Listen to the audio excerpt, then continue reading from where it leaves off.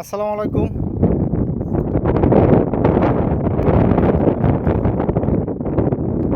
আসসালামু আলাইকুম। আপনারা দেখতেছেন আমি আসছি সাগর পাড়ে। তাই এই সাগর পাড়ে এই যে দেখতেছেন বা এই হচ্ছে ঘের একদম এই রাস্তা হইতে এগুলো সব ঘের বানানো সব দেখছেন অনেক জায়গা থেকে ঘের করছে, কিন্তু এই ঘেরে মাছপোনা কিছুই জিইতে পারে না। যেহেতু এই কারণে মাছপোনা জিইতে পারে না, এই দেন এদিকে আবার এই হচ্ছে নদী সাগর। এই সাগরের কারণে এই সাগরের যখন জোয়ার আসে তখন কিন্তু এই রোডটা তলাই যায়।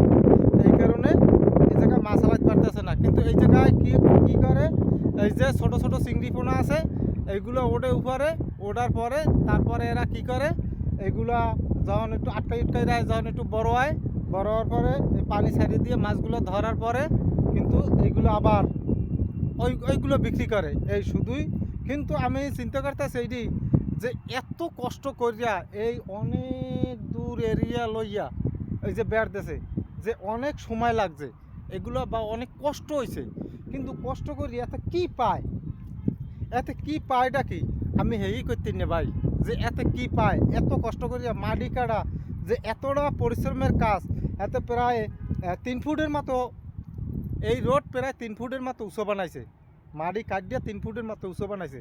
তা এই মাটি কাটছে কতদিন বইয়ে, এরপরে এই যে জায়গাটা যে বেরতেছে এই জায়গাটায় কি মাছ পাইবে, আমি খালি চিন্তা করি এটা কি মাছ পাইবে। এক সপ্তাহ যেমন আমাগো ইতে এক সপ্তাহ নদীতে, এক সপ্তাহ মানে ডালাগুন থাকে, যেটা বলে যে পানি কম আসে, এই হইলে এক সপ্তাহ থাকে 7 দিন।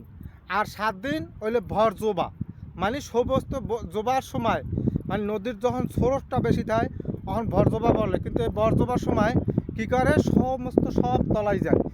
আর ডালার সময় নদীর হিসাব হলে ডালার টাইমে হইলে আপনার সব কিছু শুকনো থাকে আর কি, তেমনটা পানি হয় না। আর এই যে বানটা দেখতে আছেন, এই যে ভেরিটা তলায় না, ঠিক আছে। তাহলে এই এক সপ্তাহের ভিতরে কতটুক মাছ বড় হয় এবং কি এই মাছ ধরিয়া কি পায়, আমি এইটাই মাথায় কিছু খেলে না যে এত কষ্ট করিয়া কি পায়। এই গেটটা করছে যদি মাছ, কত সুন্দর গেটটা করছে, যদি মাছ জিতে তাহলে মনে কোনো আফসোস হলে না, যে মনে এর ভিতরে যে এইটা যে হেরা যে এত কষ্ট করছে, কষ্টর একটা ফল আছে তো, কিন্তু এই ফলটা মনটা পাইতেছে না। আর আরেকটা কথা যে আপনার কাছে আমি বলছি যে আমি দেখাবো, এই যে দেখেন এটা অনেক দূরে, কিন্তু এইটা যে দেখাইতে পারতেছি না সমস্যার কারণে, যে অনেক দূরে আমার হেঁটে যাওয়া লাগবে। তাই ভবিষ্যতে চেষ্টা করবো ইনশাল্লাহ আইডিয়া যাইয়া যে আপনাকে ওইগুলো দেখাবার, এবং ওটা মেশিন কয়টা এবং ও জায়গায় পাংখা কীরকমের এগুলো দেখাবার চেষ্টা করবো ইনশাল্লাহ। সবাই ভালো থাকেন, আল্লাহ হাফেজ।